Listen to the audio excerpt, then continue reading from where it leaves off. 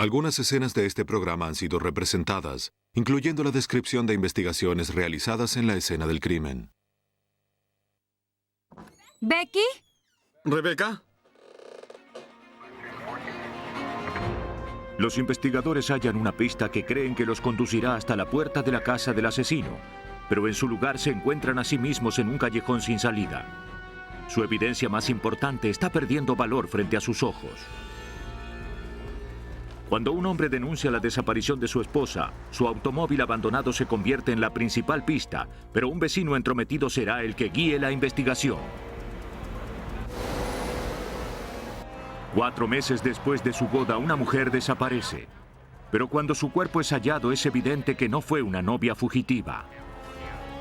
Los investigadores dependen de evidencias endebles para atrapar al homicida. Para algunos amantes, el matrimonio fue mortal, aunque demostrarlo se convierta en un reto. Los asesinos no pueden divorciarse de las consecuencias de sus propios juramentos rotos.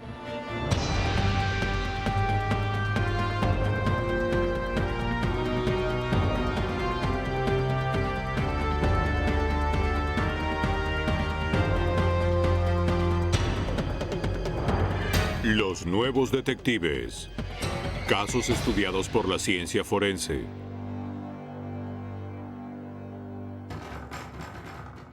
Hoy presentamos Juramentos Rotos. En la madrugada del 28 de diciembre de 1995, Melinda y David McLean ingresaron en el apartamento de su cuñada, Becky Vargas. El teléfono y la electricidad habían sido cortados. ¿Rebeca? Becky se estaba separando de su esposo y había rentado un apartamento en Ogden, Utah. ¿Becky? Le había mencionado a su esposo, Stephen Vargas, que comenzaría a organizar sus pertenencias y que regresaría en 1 hora o 2. Pero ya habían transcurrido varias horas. Parece que no hay nadie aquí. Stephen le pidió a Melinda y a David que fueran a ver, dado que vivían cerca de su nuevo apartamento. Melinda, hermana de Stephen y la mejor amiga de Becky, aceptó con gusto. Aunque no vieron a Becky, todo parecía tranquilo y seguro, dejándolos desprevenidos para lo que estaban por ver.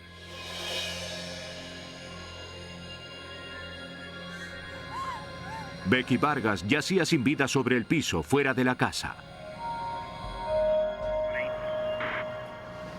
Antes de que saliera el sol, la unidad de homicidios del condado de Weaver comenzó su día examinando la escena del crimen.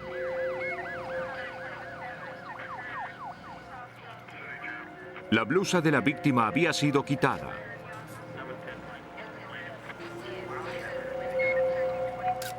A primera vista, el estado de su ropa hacía suponer que había sido víctima de un homicidio sexual fortuito. Pero una observación más profunda reveló que la historia no era tan simple. El criminalista Russ Dean pensó que la escena pudo haber sido preparada. Era como si su cuerpo hubiera sido transportado de un lugar a otro. Su brazo estaba debajo del cuerpo, como si hubiera sido arrastrada. Su blusa había sido quitada y estaba debajo de su cuerpo. Las hojas habían amontonado en ciertos lugares alrededor de sus brazos y piernas y no había ningún otro indicio de asalto sexual alguno. De hecho, aunque la víctima había sufrido heridas en la cabeza, la mayor parte de la sangre estaba acumulada a sus pies, lo que sugería que había sido dada vuelta. El que lo hubiese hecho, aparentemente había intentado despistar a los investigadores. El equipo forense documentó y recogió un juego de llaves de automóvil, un encendedor de cigarrillos, fragmentos de hojas salpicadas con sangre y, más significativamente, la aparente arma homicida, una linterna rota manchada con sangre con cabellos enredados en ella. Estuvieron 6 horas escudriñando cada centímetro de la zona antes de que estuvieran satisfechos. Determinaron que aunque el cuerpo hubiera sido cambiado de lugar, la víctima no había sido transportada desde muy lejos. La única sangre hallada estaba a pocos centímetros de donde yacía.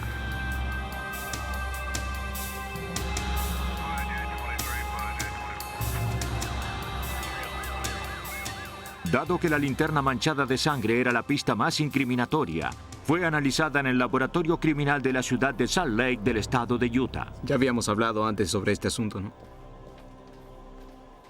Los investigadores pudieron observar una huella dactilar parcial grabada con sangre.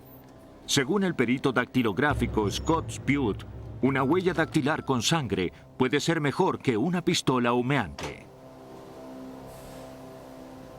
Si se tiene una huella dactilar estampada, por ejemplo, con la sangre de la víctima y la evidencia pertenece al dedo de otra persona, es una evidencia incriminatoria crucial con la que se puede inculpar a alguien que estuvo en la escena del crimen y que dejó esa huella dactilar en el lugar antes de irse.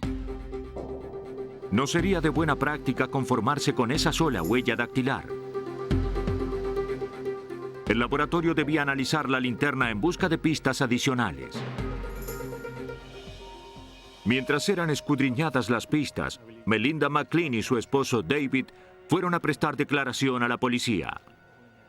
Ella, suponiendo que era ella, Melinda mencionó a la policía que Becky Vargas era su mejor amiga desde hacía 14 años. dijimos hola y luego regresamos. Hacía 9 años que Becky se había casado con su hermano, Stephen Vargas, pero su matrimonio parecía estar acabado. ¿Alguna vez sospechó? Bien, las cosas no funcionaban bien, pero... La separación era de común acuerdo. Ella estaba intentando resolver las cosas. De acuerdo, no, espera. Tengo sentido del humor. Estaba aquella abuela.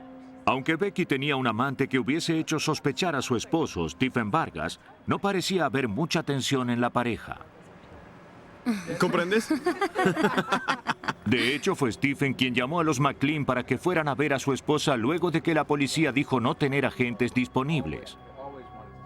David McLean en la recepción hizo un relato similar a la policía. Gracias por venir.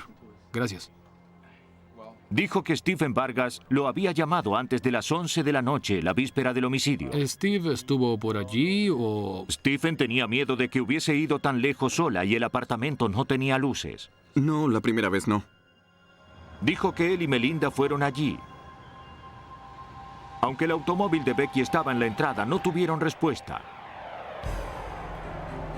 Se dirigieron a la ventana para ver si todo estaba en orden cuando oyeron gemidos. ¿Oíste eso? Sí, parece ocupada. Pensaron que tal vez su amigo estaba allí. Entonces se marcharon.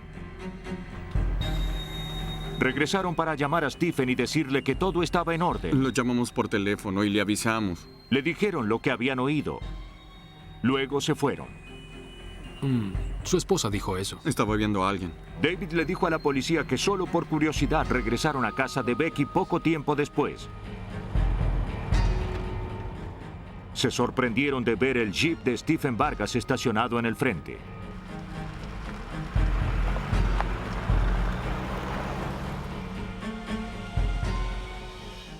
De pronto apareció de atrás de la casa, subió al vehículo y se marchó. David dijo que cuando lo vieron, Stephen llevaba puesta una bata y pantuflas. Hablamos por la mañana y... Dijo que había querido ver él mismo a Becky, pero pidió a los McLean que no mencionaran a nadie que había estado allí. Cuando David reveló tal detalle a la policía, Melinda admitió a disgusto que era verdad. David mencionó a la policía que Stephen los llamó una vez más, temprano a la mañana siguiente. Dijo que Becky no había regresado aún y les pidió que fueran a echar otro vistazo. Fue entonces cuando la hallaron muerta.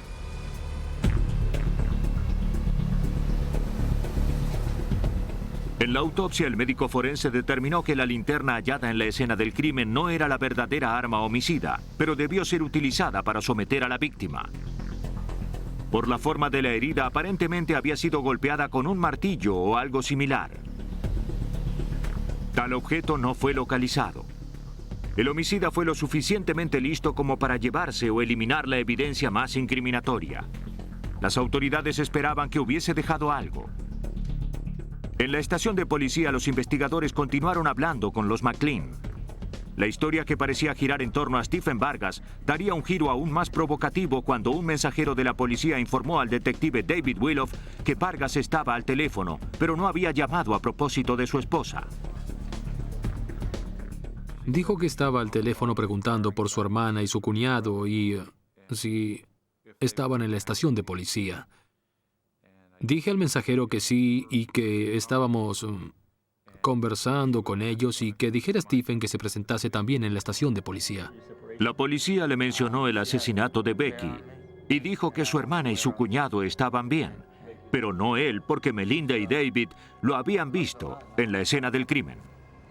Admitió haber estado allí aquella noche tal como declararon los McLean. Miró por la ventana, pero no vio ni oyó nada.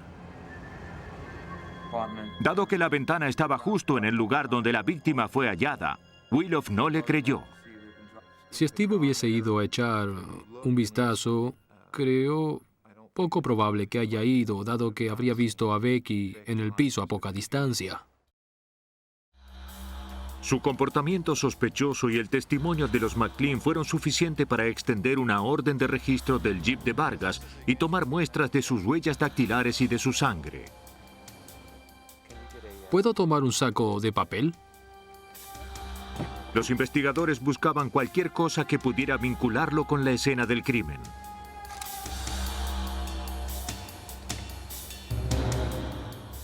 No hallaron nada, sino minúsculos fragmentos de hojas y nada más que eso. Espero poder encontrar algo.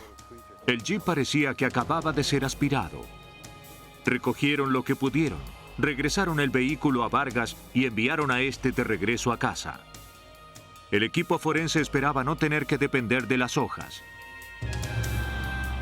Ahora tenían las huellas dactilares de Vargas para compararlas con las de la linterna.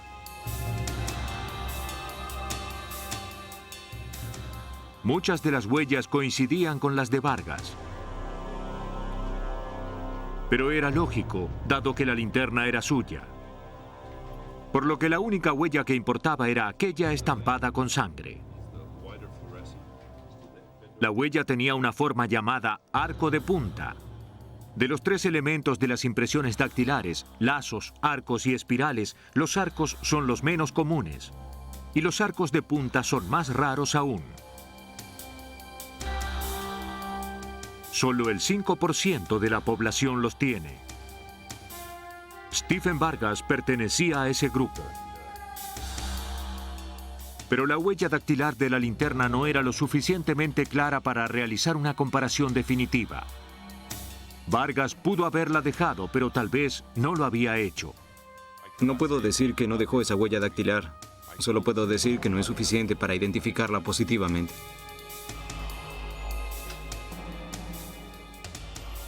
Pensaron que la linterna iluminaría al homicida. Sin ella, sus esperanzas de resolver el caso parecían ser cada vez más remotas.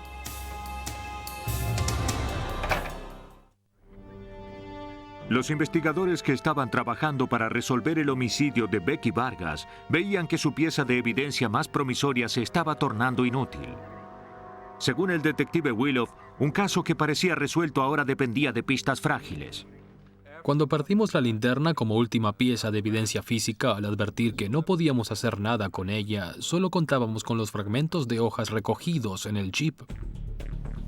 Si los investigadores podían hallar puntos de sangre en los pequeños fragmentos, probarían que Stephen Vargas estuvo lo suficientemente cerca del cuerpo como para haber llevado esos fragmentos al jeep.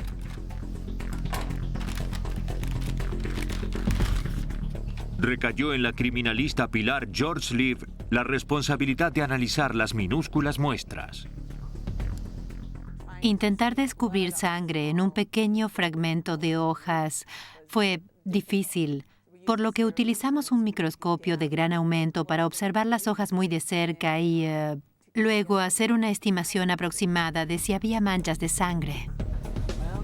De las 5 muestras de hojas, Pilar George Leaf halló rastros de sangre en 2. Pero no tenía pruebas de que la sangre fuera de la víctima. Envió las muestras al laboratorio de ADN para su análisis, temiendo que pudiese ser demasiado tarde. Cuando sangre o fluidos corporales se dejan en el suelo o muestras que contienen muchas posibles bacterias, las bacterias comienzan a destruir inmediatamente la muestra. Destruyen no solo las células, sino que se introducen en el ADN y lo destruyen. Se necesitarían 3 meses para que los resultados fueran devueltos al laboratorio. Los investigadores esperaron el momento propicio, pero no fue en vano. Tuvieron que suponer que los resultados serían negativos y construir el caso en base a otros elementos. La policía obtuvo una orden de registro del apartamento de Vargas. ¿Vargas? Buscaban la bata y las pantuflas con las que había sido visto en la escena del crimen. Si había asesinado a su esposa, seguramente contendrían muestras de sangre. Vargas dejó su ropa a la vista. Fue fácil hallarla. Se suponía que había usado una bata y un par de pantuflas. La bata había sido recientemente lavada. Recójanlas y llévenlas al laboratorio. Las pantuflas no tenían ningún rastro. Ponlas aquí dentro. En sí mismo era extraño, dado que había admitido haber caminado afuera con ellas. Parecía como si Stephen Vargas estuviera un paso delante de nosotros, deshaciéndose de toda evidencia física que lo vinculara con la escena del crimen. Parecía como que cada paso que dábamos para localizar dicha evidencia se frustraba. ¿Robert? Pero había una pista que Vargas no podía borrar porque estaba a 600 kilómetros, en Cheyenne, Wyoming. Después de varias semanas de luchar con su conciencia, el hermanastro de Vargas, Robert Scavell, llamó a la policía para contarles sobre un favor que Stephen le había pedido antes del asesinato de Becky. Steve le había pedido si podía ir y matar a Becky por él. La policía colocó un grabador en el teléfono del apartamento de Scavell. Luego llamó a Vargas para hablar sobre su conversación previa. Steve comenzó negando o diciendo no recordar esa parte de su conversación, que debió ser una broma, y hacia el final incluso llegó a amenazarlo. Aunque estaba muy lejos de ser una confesión, Vargas había dicho lo suficiente como para que la policía lo arrestara el 11 de enero de 1996 por el homicidio de Becky Vargas, pero no estaban seguros de tener suficiente evidencia como para condenarlo. Un mes después, los resultados del análisis de ADN de la sangre de las hojas halladas en el jeep de Vargas serían la clave. El ADN de la sangre de las hojas coincidía con el ADN de Becky Vargas. La sangre de las hojas coincide con la de Rebecca Vargas. Ahora las autoridades podían confiar en una condena. Ven conmigo. No. Vamos, ¿a dónde vas? Sobre la base de la evidencia, la policía pudo reconstruir los hechos. Necesito irme. Stephen Vargas, enfadado con su esposa por su infidelidad y su próximo divorcio, fue a buscarla a su nuevo apartamento. Riñeron. Y no te atrevas a acusarme de ser una mala mujer. La discusión fue en aumento. Y nunca me digas que no soy una buena madre, porque sabes lo que soy. Rebecca, no voy a permitir que me dejes a mí y a los niños. Él la golpeó con su linterna, desmayándola. La llevó fuera de la casa creyéndola muerta. Pero estaba equivocado. ¿Oíste eso? Quería que alguien hallara el cuerpo, entonces llamó a los McLean para que fueran a verla. ¿Podemos irnos ahora? Confundieron sus gemidos de agonía con gemidos de pasión. Cuando se lo mencionaron a Stephen, regresó para terminar lo que había comenzado utilizando un arma más letal. Pequeños fragmentos de hojas narraron toda la historia. Stephen Vargas fue condenado por homicidio en primer grado y está cumpliendo una condena de 20 años de reclusión.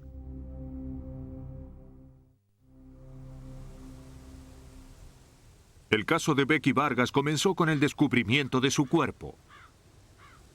Pero cuando una persona solo desaparece, ni siquiera está claro que un crimen haya sido cometido. En esta historia, los nombres de la víctima y del homicida fueron cambiados. En la mañana del 31 de julio de 1987, Dan Remington de San Diego, California, llevaba a sus hijos a la Asociación Cristiana de Jóvenes. En el camino advirtió el auto de su esposa abandonado a un lado de la carretera. No queriendo alarmar a sus hijos, los dejó en el campamento y regresó a casa para llamar a la policía. La policía de San Diego envió a un oficial. En su camino hacia la casa de Remington, se detuvo para examinar el vehículo. El auto aparentemente tenía un neumático pinchado. Las puertas estaban cerradas y no había ninguna señal de Liz Remington de 29 años.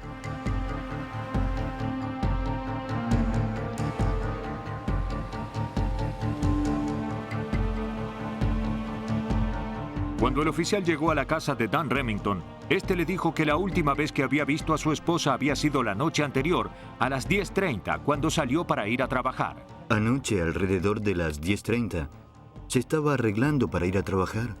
Luego vio su auto a las 7:30 de la mañana. Llamó al hospital donde era enfermera de maternidad, pero no se había presentado.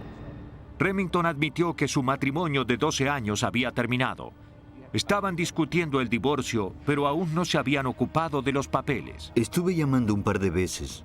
¿Por casualidad tendrá una llave del auto? Dan le entregó al oficial una llave del auto y le permitió que lo registrara en busca de pistas.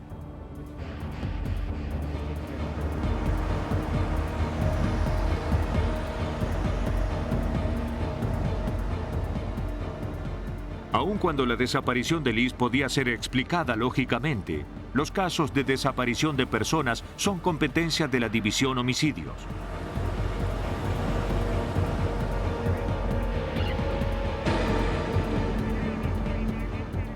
Ellos tienen la capacidad para recoger y conservar cualquier pieza potencial de evidencia hallada en la escena.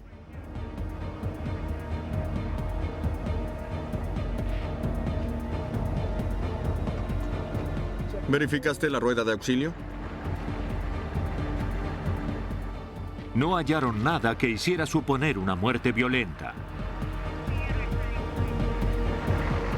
Llevaron el auto al depósito de la policía.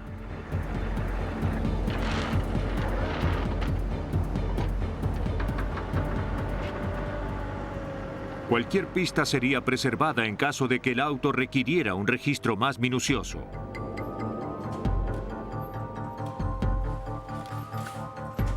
Los detectives visitaron una tienda cercana pensando que Liz tal vez pudo ir allí luego de que su neumático se pinchara. El empleado les dijo que había estado la noche anterior. Necesitaba cambiar un billete de $20 para hacer una llamada. ¿Vio cómo vestía? No sabía a quién había llamado. La policía recordó que Dan Remington les mencionó que no había llamado a su casa. Parecía razonable creer que tal vez había huido con otra persona.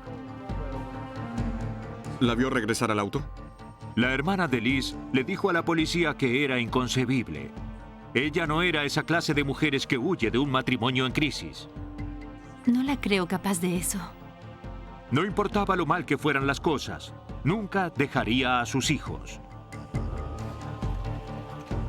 El sargento Dennis Brugos del Grupo Especial de la Policía de San Diego descubrió que esa era la opinión generalizada. Era muy cuidadosa con sus hijos y su familia. Colaboraba en la escuela, colaboraba en la liga infantil y no era del tipo de mujer que pudiera llegar a huir de su familia. Deberíamos colocar estos. La hermana de Liz le dijo a la policía que era extraño que hubiese desaparecido la rueda de auxilio. Dan había cambiado el aceite 2 semanas atrás e hizo una verificación general del vehículo, incluyendo la rueda de auxilio. Los investigadores interrogaron a los vecinos de Remington. Buenas tardes, soy del departamento de la policía. ¿Cómo podría describir su carácter? La mayoría mencionó el deterioro de la relación entre Liz y Dan. Se tomó debida nota de la información, pero en términos de evidencia de un supuesto crimen, los investigadores no tenían absolutamente nada. En el momento de la desaparición de Liz Remington, la policía de San Diego se enfrentaba con un aparente asesino en serie. Dado que no había evidencia de que Remington hubiese desaparecido contra su voluntad, eran prioritarios aquellos crímenes más violentos. No había cuerpo, no había arma y, por lo tanto, era simplemente uno de los tantos adultos que desaparecían. Y en ese momento en particular, ascendía a más de 40 el número de mujeres que habían sido halladas asesinadas en la zona este del condado, por lo que, sin duda, había un precedente en la desaparición de personas. Habían transcurrido 4 años desde la desaparición de Liz Remington. Muchas de las mujeres asesinadas eran pasajeras o prostitutas, por lo que no fue considerada como una víctima del asesino. Pero cuando se formó un grupo especial para investigar los asesinatos en serie, su expediente resurgió y los investigadores advirtieron que seguía desaparecida desde entonces.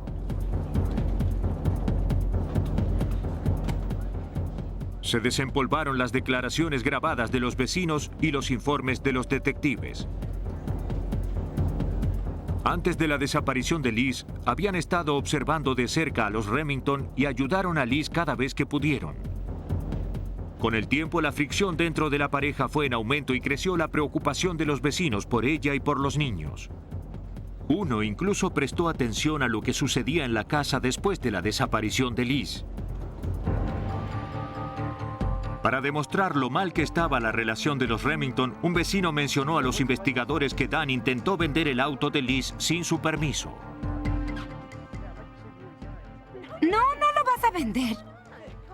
Oh, vamos, Liz. No, no vas a vender mi auto. Te quedas con la casa, yo con el auto. Es un reparto justo. No, no, no.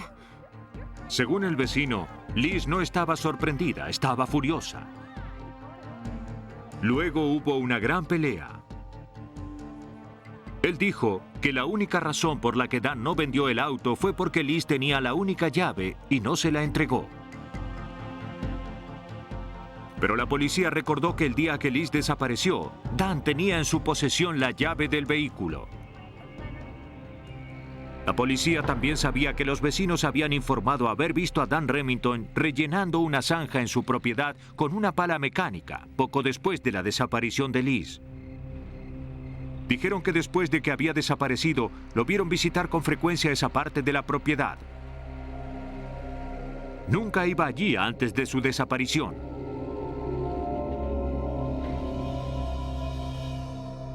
Curiosamente, dado que el caso nunca se había cerrado oficialmente, el auto de Liz había seguido incautado todo ese tiempo. Dan había solicitado su devolución sin ningún resultado. Técnicamente era considerado como evidencia.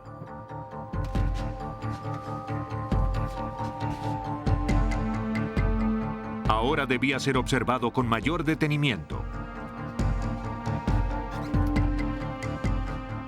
Una de las primeras cosas que los investigadores hallaron fueron monedas en el cenicero.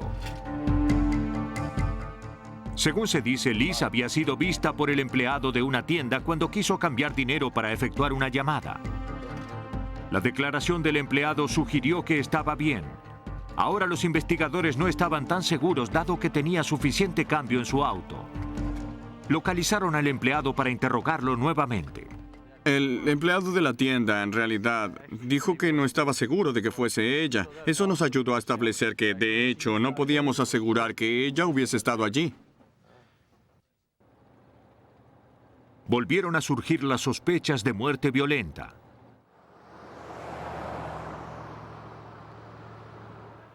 Brugos se preguntaba si la pinchadura del neumático no había sido provocada. Envió el neumático pinchado del auto de Liz a Neumáticos Goodyear en Akron, Ohio. Se le pidió al laboratorio que analizara las causas de la pinchadura del neumático.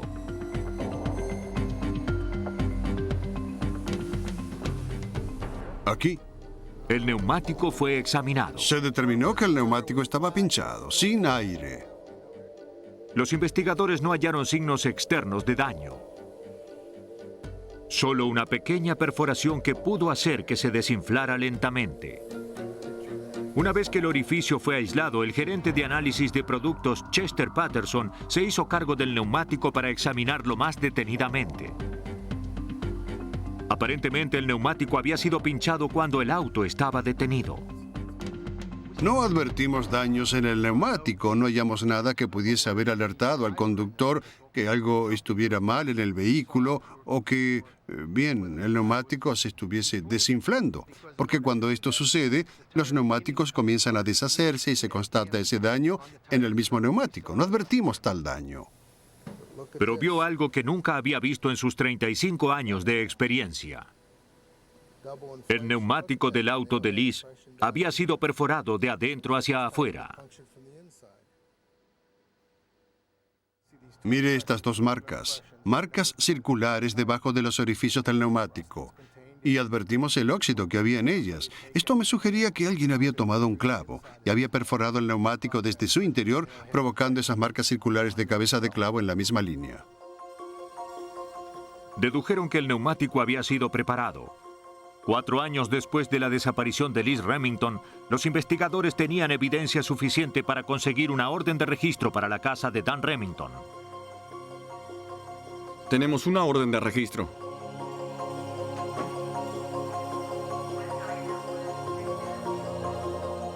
No hallaron nada significativo en el interior.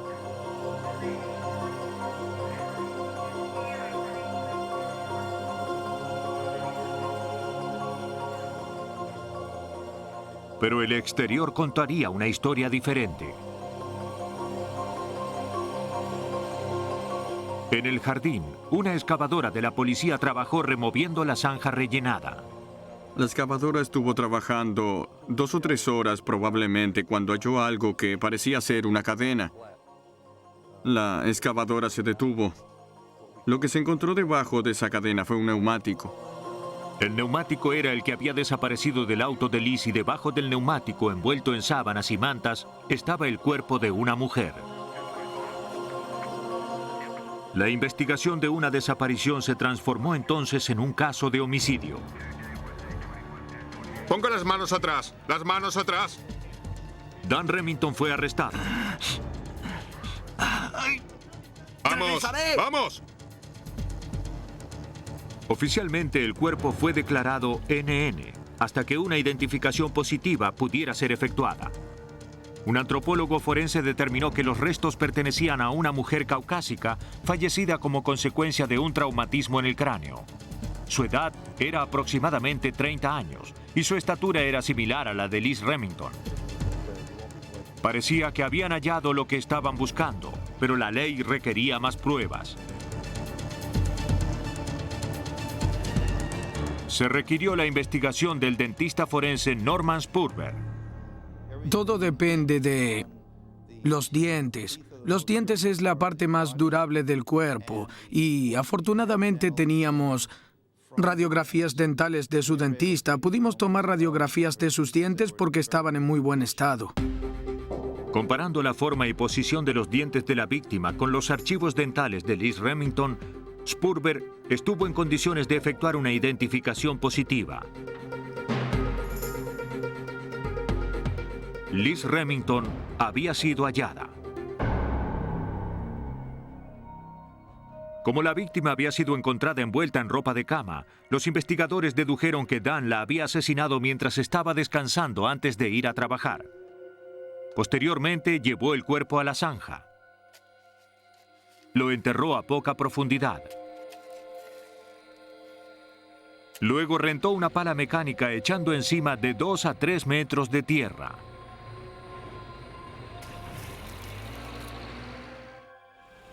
Posteriormente condujo hasta la escena y reemplazó el neumático en buen estado por el que había pinchado. A la mañana siguiente denunció la desaparición de su esposa, confiando en que la policía nunca podría descubrirlo. Su cómplice involuntario fue el supuesto asesino en serie que acaparó todos los recursos del departamento de policía.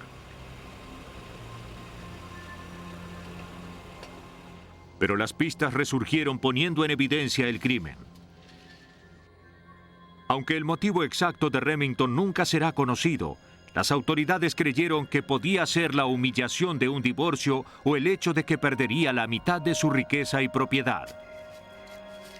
En octubre de 1992, Dan Remington fue declarado culpable del homicidio en primer grado de su esposa. Fue sentenciado a reclusión perpetua sin derecho a apelación.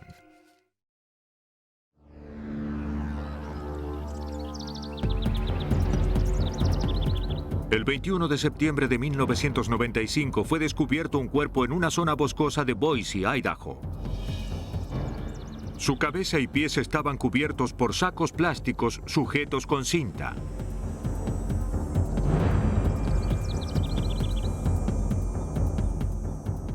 Por su estado de descomposición era obvio que llevaba varios días allí. No se halló ninguna identificación. No se había hecho ningún intento por ocultar el cuerpo. Parecía como si hubiese sido arrojado allí deprisa. Dada su posición y envoltura, la policía ni siquiera pudo determinar el sexo de la víctima para no dañar la evidencia.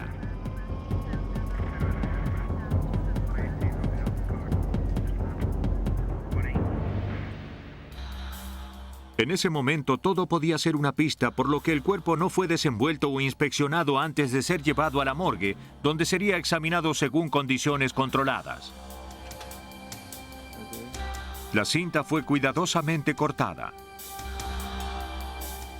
y los sacos removidos y preservados. La víctima era una mujer de unos 60 años. El forense a cargo determinó que había sido estrangulada. Era probable que hubiese sido estrangulada en otro lugar, envuelta y transportada a los bosques donde fue hallada. Encajaba con la descripción de Wanda Kuzmichev, declarada desaparecida 6 días antes. Wanda había sido denunciada desaparecida por su segundo esposo, Ben Kuzmichev, cuando no regresó de su trabajo. ¿Qué estás Quiero haciendo? ver esto. Se habían casado hacía 4 meses. Sí, es hermoso. Ambos habían trabajado en una importante firma hasta su retiro. ¿Este es tu padre? Sí. ¿Y tú cuando eras pequeña? Wanda consiguió un trabajo limpiando oficinas. Eres hermosa. Gracias. Ben, un inmigrante ruso que alguna vez había sido director artístico del ballet de Idaho, trabajaba ahora en una compañía de seguridad. Después que Ben denunciara su desaparición, los detectives se preguntaban si Wanda se habría arrepentido de su segundo matrimonio y habría huido. Pero una inspección a sus joyas y posesiones mostró que no había llevado nada con ella, lo que no es nunca una buena señal. Y luego, su cuerpo apareció. El auto de la víctima no fue hallado, por lo que los sacos en los que había sido envuelta se convirtieron en la pista más importante. La criminalista Cynthia Hill se dispuso a analizarlos. Era todo lo que tenía. En este caso no teníamos un arma homicida. No había testigos oculares. Y el lugar donde Wanda había sido hallada no era la escena del crimen. Por lo que todo esto jugaba en nuestra contra. Hill trató los sacos con pegamento para hacer resaltar cualquier huella dactilar. El pegamento, contenido en envases metálicos, se vaporiza y se adhiere a las huellas, preservándolas.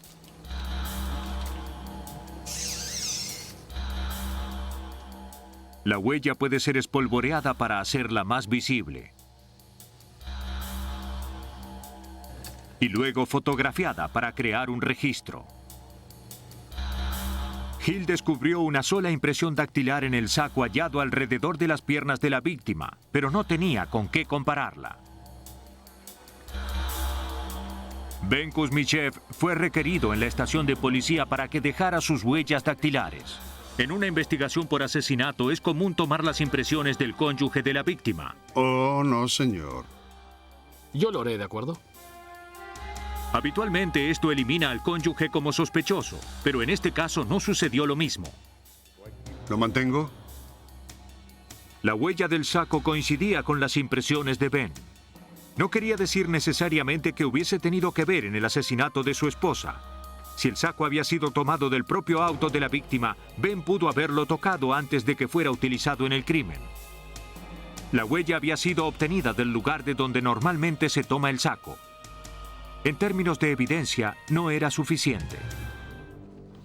Hill aún creía que los sacos podían contener más huellas. Aunque no tuviera la tecnología para obtenerlas, sabía que el laboratorio de la Policía Montada de Canadá sí la tenía. Si las impresiones estaban allí, los canadienses las hallarían, o al menos era lo que esperaba. Embaló cuidadosamente sus sacos y los envió a Canadá, a la espera de resultados. Mientras Cynthia esperaba que sus huellas llegasen de Canadá, los investigadores de Idaho hallaron el auto de Wanda Kuzmichev. Había transcurrido más de una semana desde el hallazgo de su cuerpo. El vehículo había sido abandonado en el estacionamiento de una tienda a 6,5 kilómetros de donde había sido descubierto el cuerpo. La policía examinó el vehículo en busca de huellas dactilares. Hallaron 2 huellas en la cajuela. Su ubicación sugirió que habían sido dejadas por la persona que cerró la cajuela. En su interior, los investigadores hallaron algo sorprendente. Nada en absoluto. Para el detective David Smith del Departamento de Policía de Boise, Idaho, fue un descubrimiento significativo. Hablando con los miembros de la familia, dijeron que Wanda siempre llevaba su literatura de los testigos de Jehová en la cajuela. Dijeron que no se podía colocar nada allí de tan llena que estaba. Pero no estaba completamente vacía. Los investigadores hallaron una gota de sangre. Pertenecía a la víctima. Quien la hubiese colocado en su cajuela había también dejado sus huellas dactilares en la palanca de cambios. Las impresiones de la cajuela y de la palanca de cambios coincidían con las de Ben Kuzmichev. Los investigadores se enfrentaban al mismo problema que antes. El automóvil pertenecía a la esposa de Ben. Era lógico que hubiese dejado sus impresiones dactilares en él. Sin embargo, parecía extraño que fueran las únicas impresiones halladas, especialmente porque Ben había declarado a la policía que, por lo que él sabía, Wanda había sido la última persona en conducir el vehículo. La evidencia sugería que había sido Ben el último en conducirlo, dejando las huellas más claras. Los estudios demuestran que aproximadamente en el 70% de los casos, la última persona que conduce el auto y activa la palanca de cambios destruye las impresiones de la persona que anteriormente lo condujo y dejó sus impresiones en la palanca de cambios. Las impresiones daban un 70% de seguridad que Ben Kuzmichev estaba mintiendo. Pero no era suficiente. Una inspección al asiento del auto reveló otra pista. Conocía la estatura de Wanda. Era de 1,60 m y pesaba 63 kilos. Cuando observé el asiento, me pareció que estaba mucho más atrás que lo que necesitaba una mujer de su estatura. Entonces coloqué a una mujer de la misma estatura y peso dentro del vehículo. No podía alcanzar los pedales, lo que demostró ser una posición incómoda para conducir. Pero con un hombre de la contextura de Ben, de 1,78 m y 86 kilos, su cuerpo encajaba perfectamente. El experimento suministró más pruebas circunstanciales de que Ben estaba mintiendo, pero aún no probaba que fuera un asesino. Mientras tanto, el laboratorio de la Policía Montada canadiense efectuaba sus análisis en los sacos de residuos utilizados para envolver el cuerpo de Wanda Kuzmichev. El análisis llamado metalizado al vacío es el indicado para revelar impresiones difíciles en plástico. Según Cynthia Hill, la posición de dicha impresión era aún más incriminatoria. La segunda, impresión dactilar que fue revelada con el método de metalización al vacío, probó que tuvo un contacto directo con el saco porque demostraba que la mano había estado en tal posición que podría haber tomado el saco plástico envuelto la cinta alrededor del cuerpo de Wanda y sería el único que dejaría la huella dactilar en tal posición en ese momento. En la mayoría de los casos, eso habría sido suficiente para lograr una acusación. Pero los investigadores no estaban tan seguros. Probar el asesinato de un cónyuge solo sobre la base de impresiones dactilares no sería tarea fácil. Con las impresiones y demás evidencias reunidas, tenían material suficiente para obtener una orden de registro para la casa de Kuzmichev. No hallaron señales de que fuera la escena del crimen. Pero descubrieron la literatura de los testigos de Jehová que la familia de la víctima dijo que nunca quitaba de su auto. Esto suministró más evidencia circunstancial de que Ben estaba involucrado en el homicidio. En enero de 1996, 4 meses después del crimen, los investigadores estaban aún elaborando su caso contra Ben Kuzmichev. ¿Detective? Comenzó a sentir que el círculo de evidencia se cerraba a su alrededor y anunció su regreso a Rusia. En ese momento, la única posibilidad de la policía era acusarlo del asesinato de Wanda. No puedo permitirle partir. ¿Permitirme partir? Vamos a arrestarlo. No van a arrestarme. Si regresaba a Rusia sería un hombre libre sin poder ser extraditado a los Estados Unidos. Aunque tenían suficientes pruebas como para arrestarlo, no estaban seguros de tener un caso sólido de asesinato. Por lo que la policía pudo reunir 4 meses después de su boda. La luna de miel de Ben y Wanda había terminado. Él dependía de su dinero, pero quería regresar a su país. Ella se negó a ir. La discusión se tornó más seria y Ben la estranguló. Envolvió su cuerpo en sacos plásticos, vació la cajuela del auto, la colocó allí y luego arrojó su cuerpo en el bosque. Después abandonó el auto en el estacionamiento. Sobre la base de la evidencia acumulada, Ben Kuzmichev fue acusado por asesinato en segundo grado de su esposa Wanda y sentenciado a 21 años de prisión. Para el detective David Smith, resolver este caso significó mucho más que hacer justicia. Estamos personalmente involucrados, es decir, este sujeto vino a la ciudad, cometió su horrendo crimen. Ahora tenemos esta familia afligida y queremos hacer todo lo que está a nuestro alcance para resolver el caso. Y personalmente así fue como lo tomé y sé que cualquier otro detective de homicidios diría lo mismo. Cuando un cónyuge mata al otro, las pistas son a menudo difíciles de hallar. Pero la unión entre la ciencia forense y el buen trabajo de los detectives puede reunir lo que el homicida intentó dispersar.